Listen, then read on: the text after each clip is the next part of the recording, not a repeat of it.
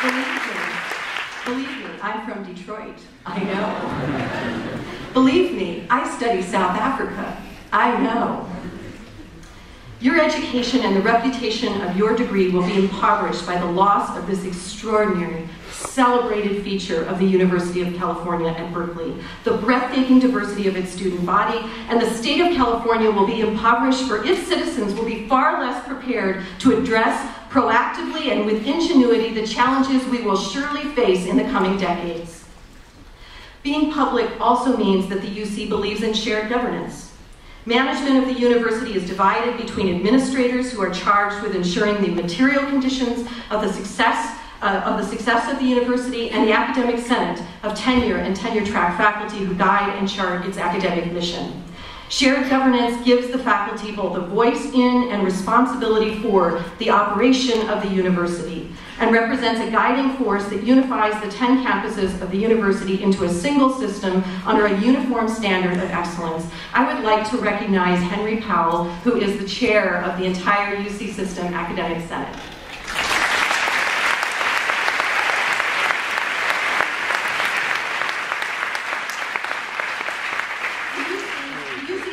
Tradition of shared governance has been seriously undermined by President Udall's recent actions. The examples of this are many, but chief among them, in my estimation, was the formation of a Regents Commission on the future of the UC. This ambitious commission on the entire future of our institution was formed with little faculty consultation, limited faculty representation, and an impoverished, anemic conception of what education is all about. Faculty should be centrally involved in defining the terms, mandate, and membership of any commission charged with envisioning the future of the University of California. As researchers, we know that how you frame a problem powerfully determines outcomes.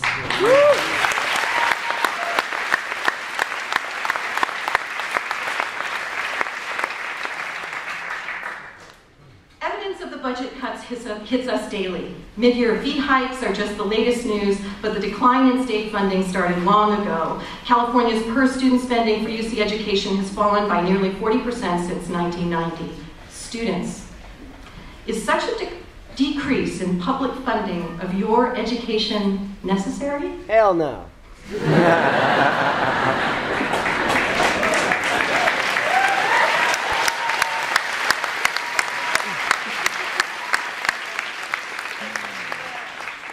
Are these cuts inevitable, given the current economic climate? Hell no. Our top administrators will often use this language of inevitability, but many bright, incisive researchers among the UC faculty who I might mention routinely advise that other president, the one in Washington.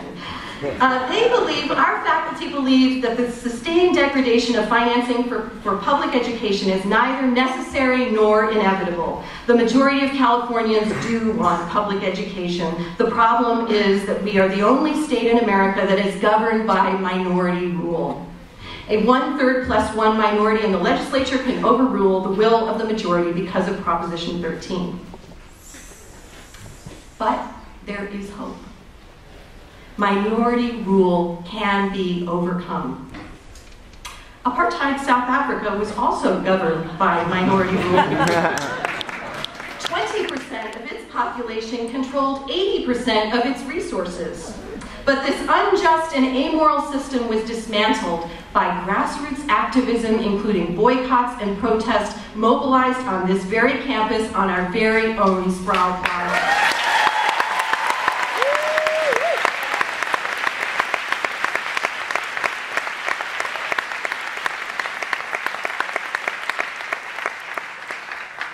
If Berkeley can mobilize effectively to end minority rule in South Africa in the 1980s, surely we can do the same for our own state in 2009.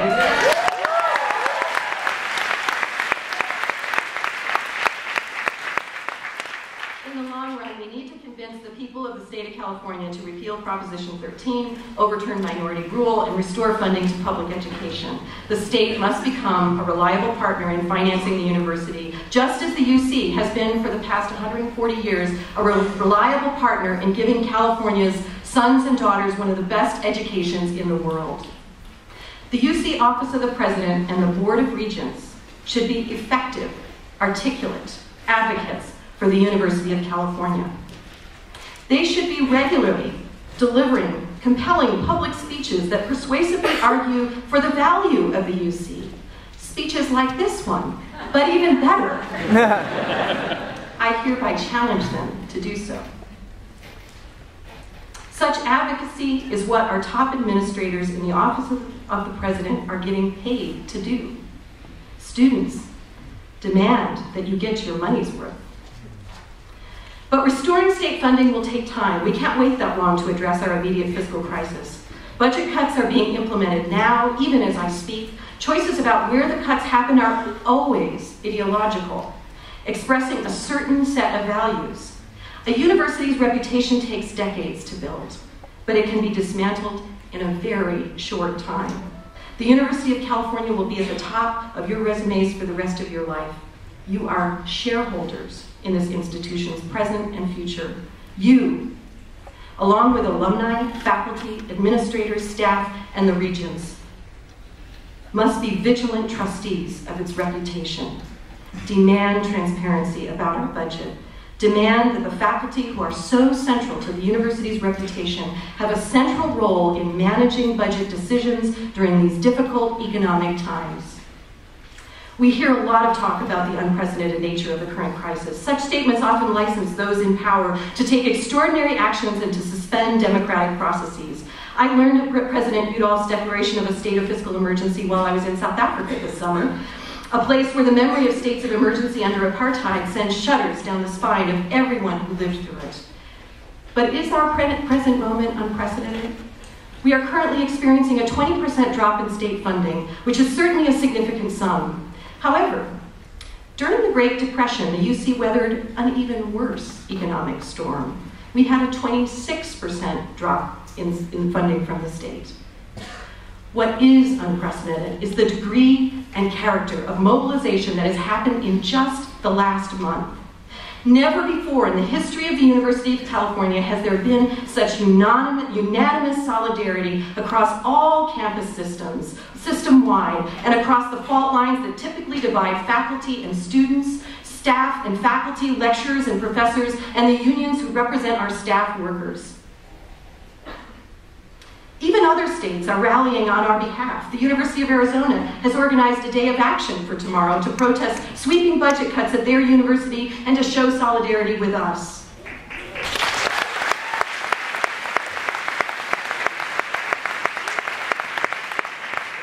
They know that as California goes, so goes the nation. Public education in America must be saved. You are witnessing the beginnings of an unprecedented movement.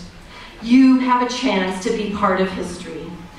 Those of you assembled here tonight, the esteemed faculty who the University of California has spent decades attracting and adding to its ranks, the capable staff who make all our operations from admissions to facilities run smoothly and efficiently, the administrators who have chosen to serve our institution by standing in solidarity with faculty, staff, and students, and most of all, the talented, curious, innovative, and astonishingly diverse students of the University of California, Berkeley. Together, we are the solution to the present crisis.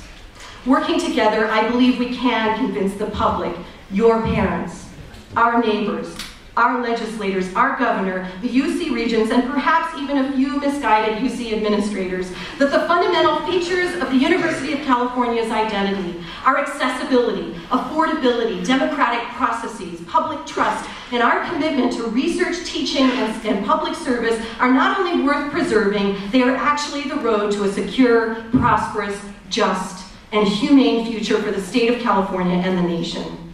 There is nothing about our present economic crisis that is necessarily inevitable or permanent. No condition is permanent, say the Yoruba people of Africa. Remember that as you listen tonight and as you think, learn, and take action in the coming weeks. The University of California is a miracle. Like the fact that I am standing here, it is a miracle worth celebrating and preserving.